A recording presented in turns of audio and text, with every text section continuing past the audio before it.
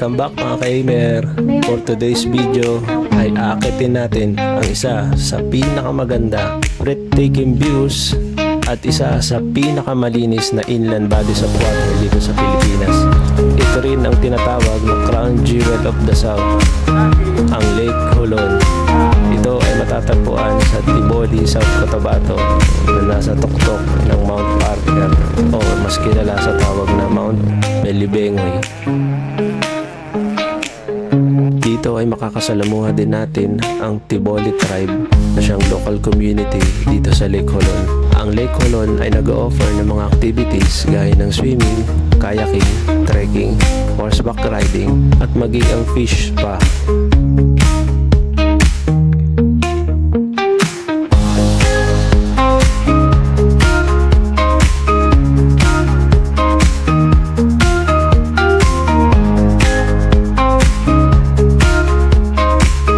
Tara na at samahan nyo kami sa aming adventure dito sa Lake Holon, the crown jewel of the South.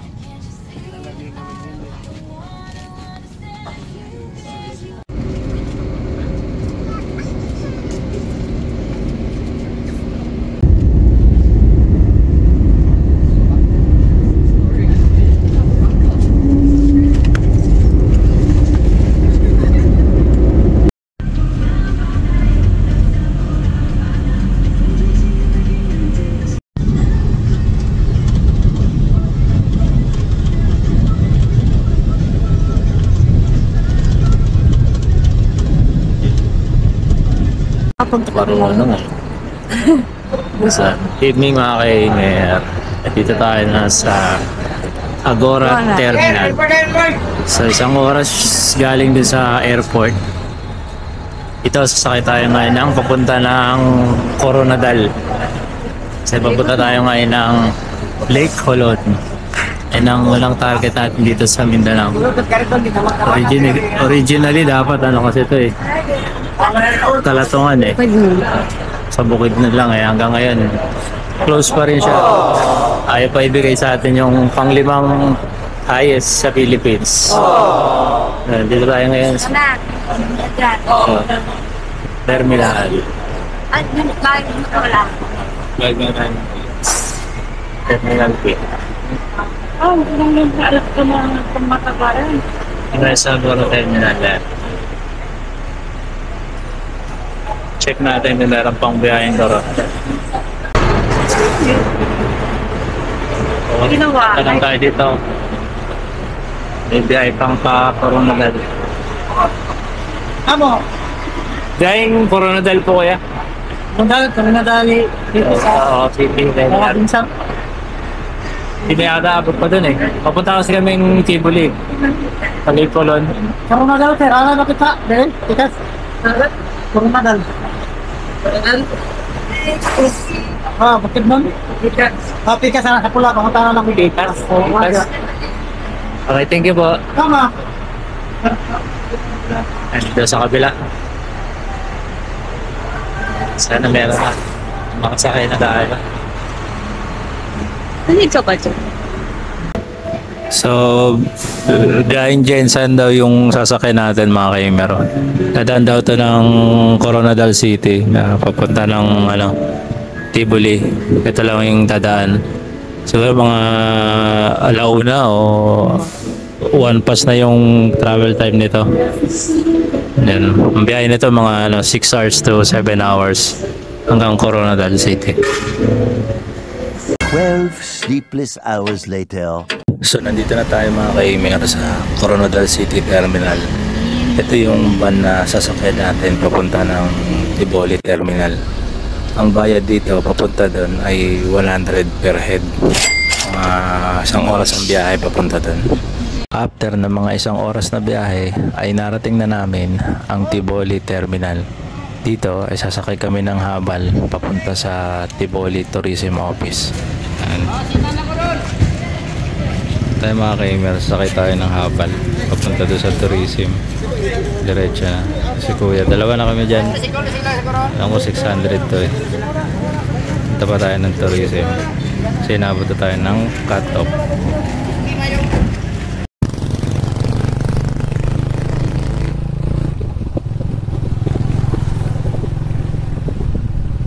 Nasa 20 to 25 minutes ang layo ng tourism office mula doon sa terminal. At dito nga ay nakita ko na ang contact person ko dito sa Lake Holon.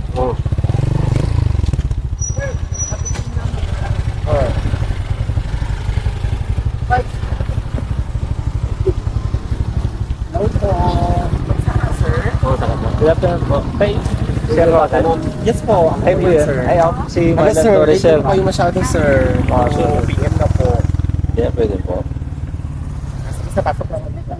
Kape lang, meron ko, kape lang sila.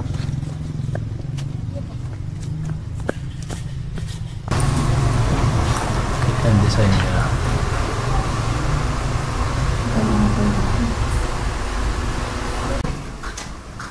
Dito na tayo mga ka-imer sa tourism office. Stress na ako. Tiboli. Wala na. Na-late na tayo. Hindi na tayo pinayagan. Overnight tayo doon sa jump off na lang ng sa Lakate. Kaya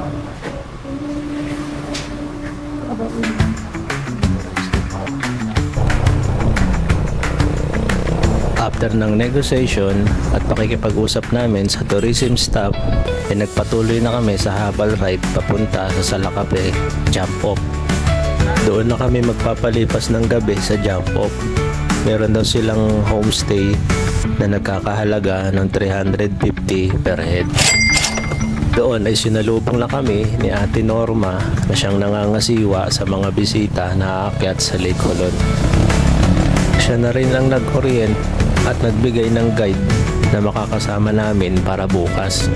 Dito ay may babayaran pa pala na community fee na 50 pesos per head.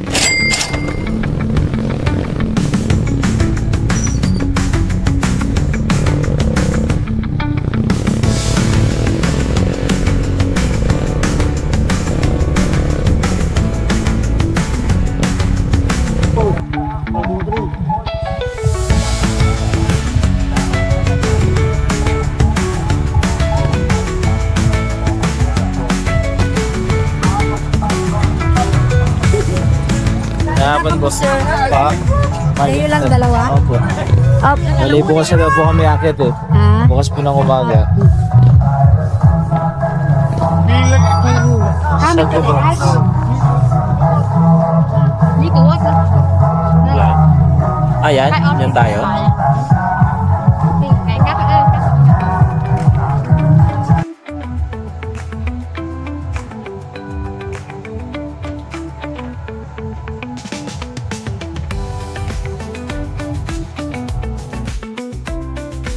So nandito na kami ngayon sa homestay.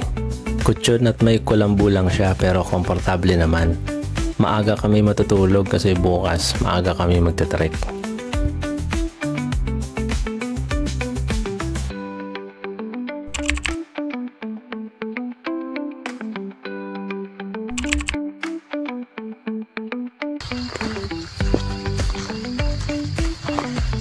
Video ka pala. Lemon. Good morning. Start na kami. Yung trek. Balik Colon. Check. Time check mga ano na, 4:40. Start na tayo ng maaga. Para maka sunrise tayo din. Bawi tayo bukas. Bawi tayo kasi late na. After 20 minutes paglalakad, Narating namin yung Sitio Nabul. Yung community dito.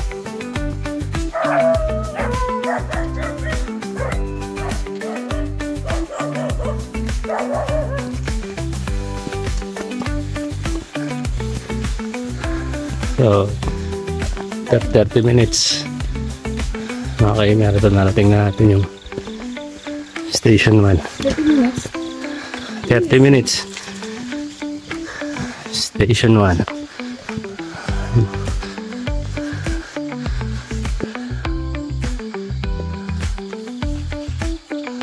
Picture?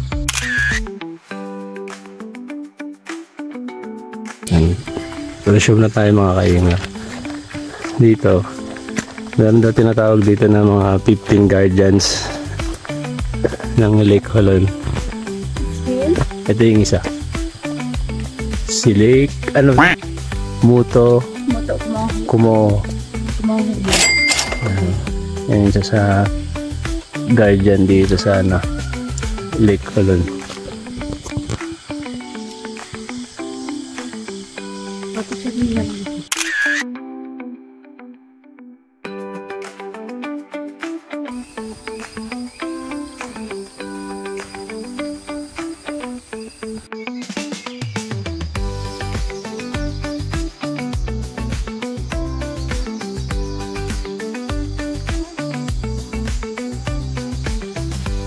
After 20 minutes mga ka-Imer, narating na natin yung Station 2.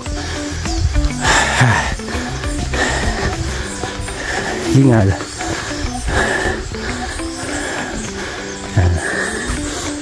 Tama ito yung pangalawang guardian, si Hulok Kubo.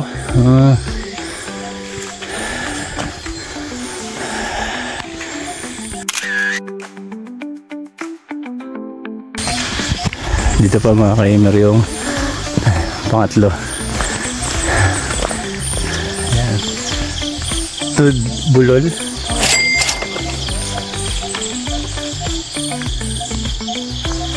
Dami ko naman pa yung picture niya. Isad na pa yung isa. Yung pang-apat. Okay. Dapat natin yung pang-apat mga ka-Imer. Pang-apat na guardian. Yes, ng Lake Holon. Ito si Bulol Colon. Ayun na si Ryan Tarpaulin.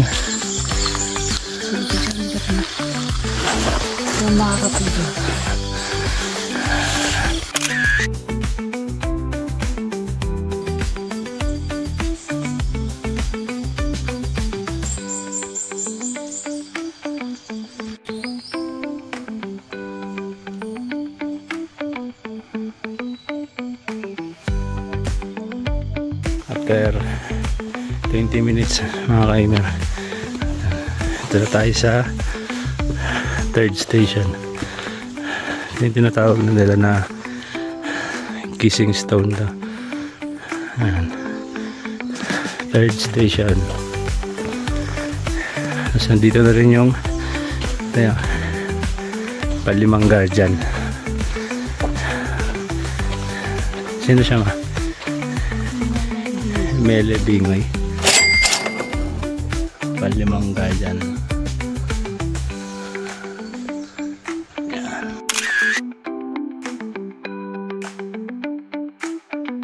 Yung mga guests na mag-wish dyan, mag-kiss, nagiging sila, magiging partner po sila. Pero happily ever after. Oo. Para siyang paano yan, para sa mga hindi mag-boyfriend pag nag-kiss sila dyan. Oo, meron magkakaganon, Pag magkakajowa. mag-wish ka sir, magiging magtotoo yung wish mo pag nag-kiss ka dyan. Pang relationship, kahit ibang wish, gano'n. Pwede. Matutupad yung mag-kiss ka Ayan, dyan. dahil. Let's go. Let's make a wish. Ayan, mag-wish si wife.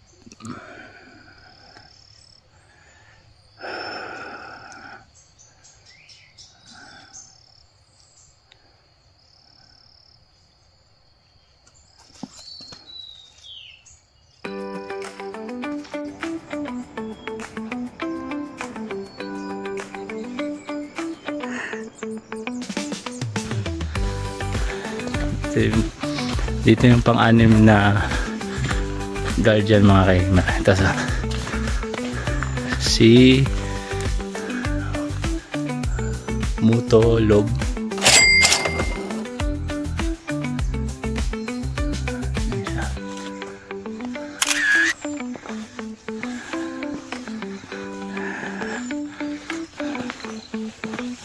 So dito dalawa daw yung daan, parang junction to na dito. Dito yan sa Labian, dito may view deck, dito may station 4 din pero wala dang view deck. Dalawang train niya papunta ng station 4. Tayo sa Labian view deck.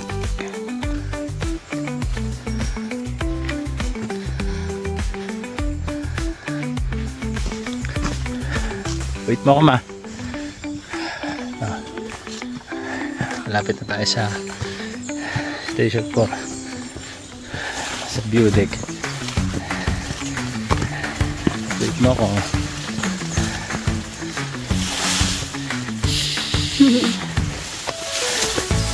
Sa atin guys.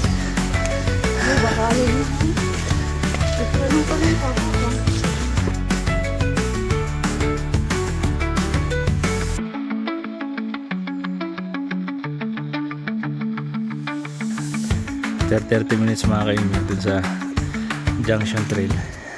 And dito na tayo sa view deck. Ano? Woo! Grabe. Lake Colon. Woo!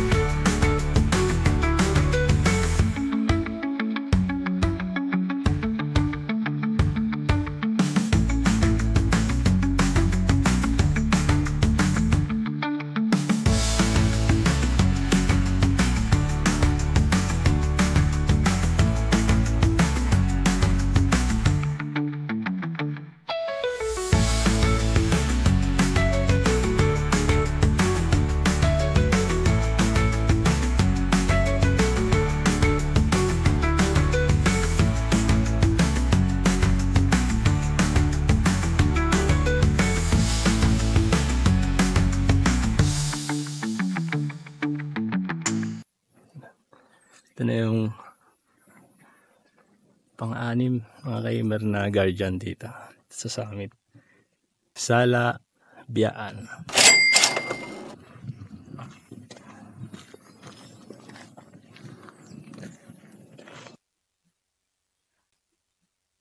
So, pababa na tayo mga kaimer.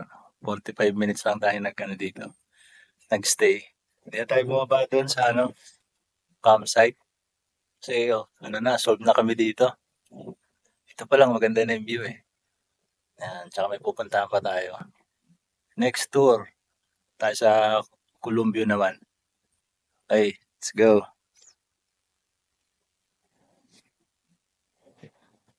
Yan na, bababa na kami.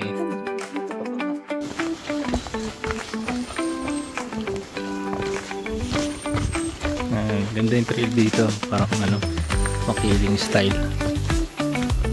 Yan, malilim. Suka lang madilim dito sa kababa.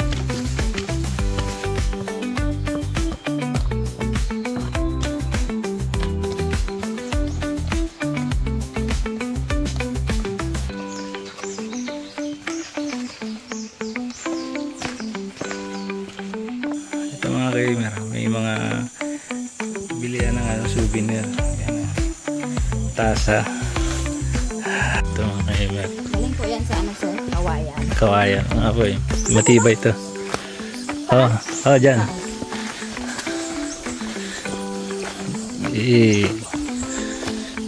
Bili tayo pang souvenir. Gagamitin natin lagi pag-aakyat.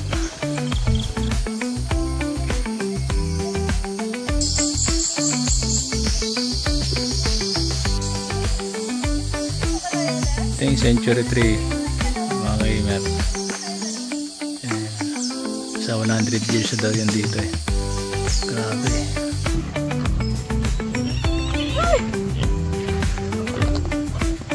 Ay, ayaw niya. Wala na. Ayan, naglaro na. Nakikipaglaro na. Gusto niya pala dito. Ayaw niya dun sa ano. Yan siguro, madumi yung suko. Wag sa yung suko. Galing na Ayan na. Ayan na. So, dito na kami sa jump up ulit mga kaibigan. Saktong 9. Ayan, parating na kami. Oo, saktong 9. Bababa tayo. So, nag-start tayo ng 4:40. Nakarating tayo ng summit ng 7. Tapos 45 minutes. Yan, nag-picture tayo. Nagkuha ng drone shot. Tapos 7:45. Nag-start na tayo bumaba. Starbucks. Okay lang. 1 oras. Tsaka 15 minutes yan. Bumaba natin. Ito mga kamer, dami ng tao. Ang dami ng mga tao. Gamit. Ayos mo kayo. Yung mga akit na Inukot. Na, alas 4 na. Ay, ka.